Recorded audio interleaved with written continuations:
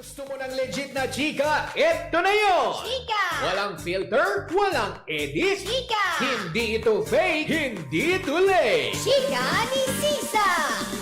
Lahat ng ganap sa showbiz pag-uusapan natin dito. May nag-break, may nagkabalikan. Tara at pag-usapan. Kung ano man ang chika, alam na ni Sisa. Ito ang Chika ni Sisa. Chika! Ni Sisa! Isang magandang hapon pa rin po, Metro and Mega Manila. Ako po si Kapitana Sisa at eto pa rin ang Chika ni Sisa. Hello po sa inyong lahat dyan. Sa mga nakikinig sa atin sa Pandakan, unahin na natin for sure. Eto si Chang Ami. Hi Chang Ami! At si Kuya Obet. Hello. Good afternoon sa inyong lahat dyan. At syempre gusto ko rin batiin yun kanina kung nabanggit ko bang Pasig Mega Market. Hello po sa inyo ulit, diba? Syempre batiin din natin. Makakalimutan ba naman natin yung mga taga-Sangandaan, Caloocan. Hello po sa inyong lahat dyan. Diba? Ang mga taga-General T. De Leon, Valenzuela City. Hello po sa inyong lahat. Isang magandang hapon. Ako po si Kapitana Sisa and we are number 106.7 Energy FM. Panggawag mong sabihin radyo, sabihin mo Energy. Yan. Sa magandang hapon pa rin po sa inyong lahat. Yan, Russell Vargas, okay naman ako. Pero eto na, tumungo na tayo sa ating second Chika! Nako, nakakaloka ATS. Dahil kamakailan lamang mainit ang usapin patungkol nga sa, hindi ko alam kung, ano ba yun? Tama ba yung term na panunungkit? Panunulot, parang ganyan ba? Kasi yun mga term ng mga netizen dahil alam naman natin na ang TV5 ngayon ay puspusan na talaga para maglunsad ng kanilang sariling talent arm na may ipapakilalang mga sarili din nilang produkto ng mga artista under sa Starworks. Diba? Yun ang tawag nila ngayon sa kanilang, kung ang ABS-CBN may Star Magic, ang GMA may Sparkle, ang TV5 ay may ilulunsad na Starworks this May 5, na kung saan nga naman iba't ibang mga artista na kanilang tatawagin exclusive sa TV5 ang kanilang ilulunsad dito on May 5 na aantabayanan natin. Pero kasi 'di ba na recently kasi parang may issue sila dahil nga 'di ba ilang mga kapamilya stars na nabalita na natin tulad na lang nila Janela Salvador and Inigo Pascual ay gagawing proyekto sa kanila. 'Di ba na I think it's a good doctor. Yun yung gagawin yata. Pero yung teleserye naman kasi dati din si Enrique Hill and Andrea Brillantes, di ba? Dati mga taga Star Magic. Pero si Andrea Brillantes napunta na sa pamunuan ni Shirley Kwan na siya rin humahawak ng karera ni Bea Alonso. So, dalawa sila doon. Pero si Enrique Hill naman, I don't know kung connected pa din siya sa Star Magic, di ba? Pero kasi kung sa TV5 yun, ipapalabas daw yun, yung The Secret of Prague, if I'm not mistaken, is April 26. Di ba? So, next week yun. Ay, hindi. April 26 di Sunday, 'di ba? 26 ba 27? Parang ganun yung nabalitaan ko lang. Basta itong last week ng ng April. I-correct niyo po ako doon kung tama. Kasmot, mas maganda ka pa sa hapon. We know, right? Malita bagay. Hindi, di ba? Yun, The Secret of Prague is April 27. April 27. Tama, 27 kasi Monday. Tapos parang susundan din yan. I think, di ba yung my best friend Eman, si Shaina Magdayaw, and JM De Guzman. I think kasabay din yan.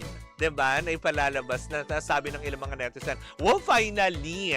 Di ba? May ipalalabas na kasi parang second quarter na patapos na yung unang buwan ng second quarter, 'di ba? So hindi pala totoo yung chismis na pang Christmas special 'yon.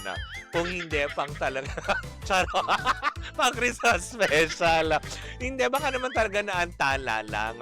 Pero yun na nga, 'di ba? Kaugnay sa binabalita natin ngayon, 'di ba? Na sinasabing ay parang namimingwit o nanunulot ng artista from ABS-CBN. Diba? Ngayon naman daw, hindi lang pala daw sa ABS-CBN sila, kumbaga parang nakikipag-usap sa mga artista. Kung hindi ngayon, parang kay Kim Domingo. Oh my gosh, bakit? Kasi ang bali-balita lang naman, hindi ba?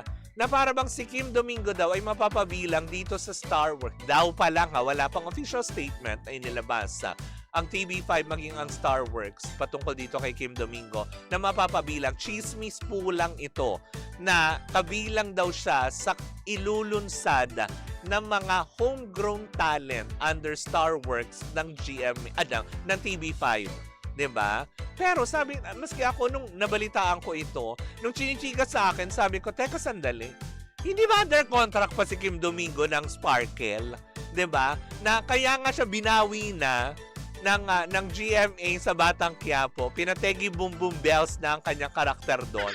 Kasi parang ang Batang Quiapo, wala nang planong isoli si Kim Domingo. 'Di ba? Yung mga ganon. Kasi yung una parang pinahiram sa Batang Quiapo. Kinagat si Kim Domingo sa Batang Quiapo, 'di ba? Nung una sila mag-partner ni Tanggol na ang ganda din ng suporta. Tama, 'di ba? Oo, Batang Quiapo. Oo. 'Di ba? Tapos yun, habang tumatagal, siguro na-realize ng GMA noon, hindi ko to sure ito po ay haka-haka lang din ng mga tao na siguro na-realize ng GMA, teka sandali, una parang siguro may pag-uusap lang na ilang buwan, pero bakit parang tumatagal si Kim dyan? Ay, teka sandali, bago ba nyo tuluyang makuha, diba? O tama na, mga tipong, diba? Tapos eto naman ngayon, nai-issue na naman with TV5. Tsaka isa pa, doon ako medyo parang yung palaisipan kasi sa akin na parang bakit ganun kaagad ang reaksyon ng tao kunwari man na may ibigay na proyekto ang TV5 sa mga artistang bakante pa naman. Ang ibig kong sabihin, wala pa naman proyekto. Wala naman sigurong masama. Bakit ganun kaagad ang mga term ng mga netizen, ng mga supporters ng bawat network? Naiintindihan ko yan eh. Ang Kapuso may sariling supporters, ang Kapamilya meron, ang TV5 meron din yan. Pero bakit ganun lagi na nanunulot, namimingwit? Talaga po ba? Ganun ang term na dapat? Hindi ba pwedeng nagbibigay kasi sila ng trabaho para dun sa mga artista na sayang naman kasi ang karera kung may pangalan naman na din. Tapos, diba, gagawin nyo lang parang manggang buro. Ganon, na ilalagay nyo sa garapon. Tapos kung kailan lang tutay na sa sobrang pagkaburo nun, tsaka nyo ilalabas. Diba yung mga ganon? Kaya siguro, para sa akin, yung ginagawa lang din, I don't think na may masamang intensyon or any bad intention. Wow, paulit-ulit ako.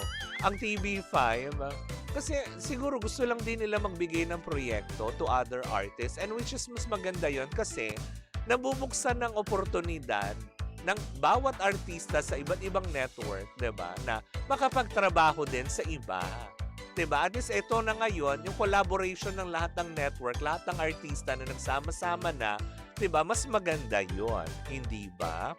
But anyways, 'di ba? Abangan na lang natin sa May 5. Kung may katotohanan man ang issue na ito. Kasi hanggang ngayon parang hindi daw nagbibigay ng ng statement. Wala pang official statement coming from Kim Domingo or even sa pamunuan ng TV5 about this sa kanilang ilo-launch. Pero isa lang ang nakumpirma natin na tuloy ang paglulunsad ng Star Works on May 5 ng TV5 para siguro sa mga kanilang mga followers, supporters, diba? Kung sino-sino man yung mga artista kanila yung papakilala, aantabayanan natin yan.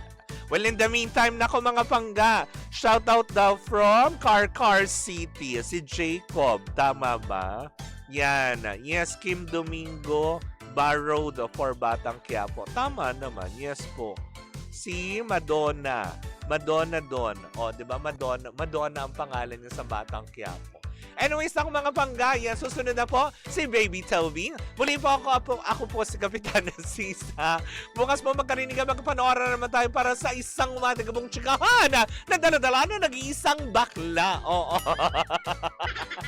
Muli po ako po si Kapitana Sisa at ito ang Chika ni Sisa. Boo, boo, boo, boo, boo!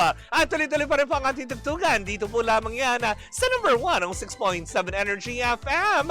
Panggawag mong sabihin radyo, sabihin mo Energy!